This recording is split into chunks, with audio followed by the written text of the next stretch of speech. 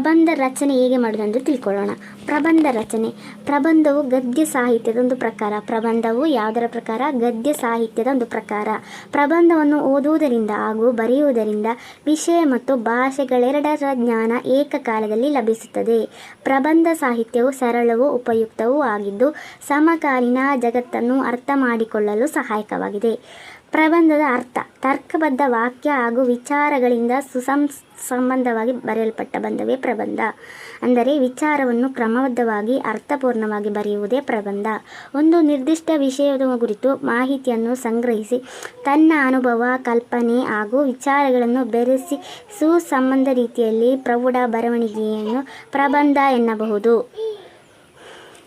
ಪ್ರಬಂಧದ ರಚನೆಯ ಹಂತಗಳು. ವಿಷಯದ ಆಯ್ಕೆ. 1. ಪ್ರಬಂಧ ರಚಿಸಲು ಒಂದು ವಸ್ತು ವಿಷಯ ಇರಲೇಬೇಕು.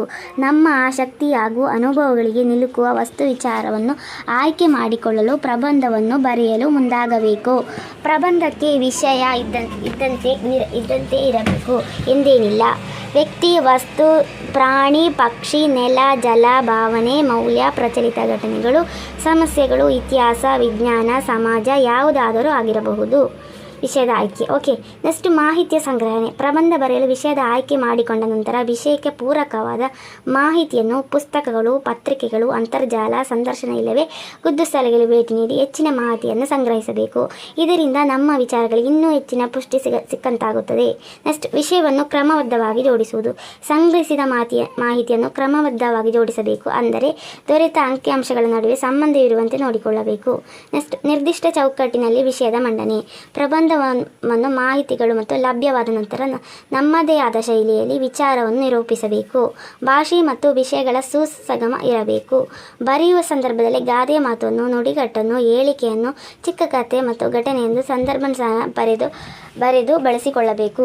ಇಡೀ ಪ್ರಬಂಧ ತಮ್ಮ ಸ್ವಂತ ವಿಚಾರ ಅನುಭವಗಳನ್ನೇ ಒಳಗೊಂಡಿರಬೇಕು.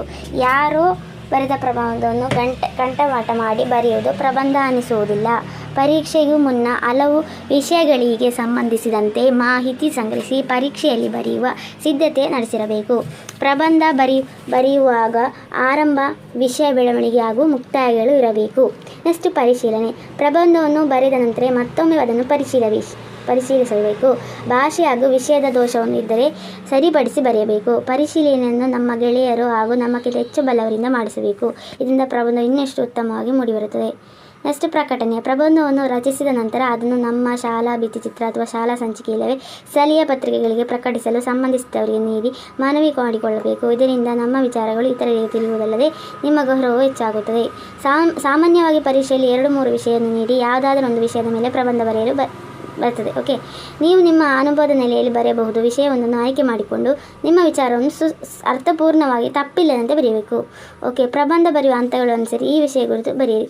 ಸ್ವಲ್ಪ ಚೆನ್ನುಡಿಗಳನ್ನು ಕಲ್ತ್ಕೊಂಡು. ಹೊಸ ಚಿಗುರು ಹಳೆ ಬೇರು ಕೂಡಿರಲು ಮರ ಸೊಬಗು.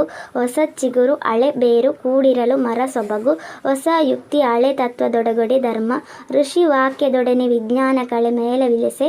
ಜಸುವು ಜನ್ಮ ಜೀವಕ್ಕೆ ಮಂಕುತಿಮ್ಮ. ಇದು ಯಾವುದು? DVG ಅವರದು. ಹೊಸ ಚಿಗುರು ಹಳೆ ಬೇರು ಕೂಡಿರಲು ಮರ ಸೊಬಗು. ಯಾರ ಚೆನ್ನುಡಿದು? DVG ಅವರ ಚೆನ್ನುಡಿ. ಓಕೆ. ತಿರುಕ ಭಿಕ್ಷುಕ ಮುರುಕು ಪಾಳು ಬಿದ್ದ. ಪುರ ಪಟ್ಟಣ ಕರಿ ಆನೆ ಕುಸುಮಬಾಲೆ ಹೂವಿನ ಮಾಲೆ. ಧರ್ಮಶಾಲೆ ಅನ್ನಛತ್ರ ತೊಡರಿಸು ಧರಿಸು ಪಟ್ಟ ಸಿಂಹಾಸನ. ಒಡೆಯ ರಾಜ ಮಾಳಪೆವು ಮಾಡುವೆವು ಒಡನೆ ತಕ್ಷಣ. ಪೊಡವಿ ರಾಜ್ಯ ಅಣ್ಮ ಒಡೆಯ ರಾಜ ಹಿಗ್ಗು ಸಂತೋಷಪಡು. ನೃಪ ರಾಜ ಬಟ್ಟಣಿಗಳು ಹೆಂಡತಿಯರು. ಪಟ್ಟಮೈಷಿ ಇಲ್ಲದ ರಾಣಿಯರು. ನಲ್ಲ ಪ್ರಿಯತಮ. ಒಲಗ ರಾಜಸಭೆ. ಲೀಲೆ ವಿನೋದ. ಚದುರಂಗ ಸೈನ್ಯದ 4 ಅಂಗಗಳು. ಆನೆ, ಕುದುರೆ, ರಥ, ಕಾಲಳಿ, ಬಲಗಳು. ಲೋಲ ಉತ್ಸುಕ ಸಂತೋಷ. ಸುತ ಮಗ. ಜಿಯ ಸ್ವಾಮಿ. ಸಕಲ ಎಲ್ಲ. ಹರ್ಷ ಸಂಭ್ರಮ. ಅಖಿಲ ಸಗಲ. ರಾಯ ರಾಜ ಅರಸ. ಮೆಚ್ಚು ಒಪ್ಪು. ಅಂದದಿ ಅಂತ ರೀತಿಯಲ್ಲಿ. ಧನ ಹಣ. ಮದ ಗರ್ವ. ತನುಜ ಮಗ. ಜನಿತ ಹುಟ್ಟು.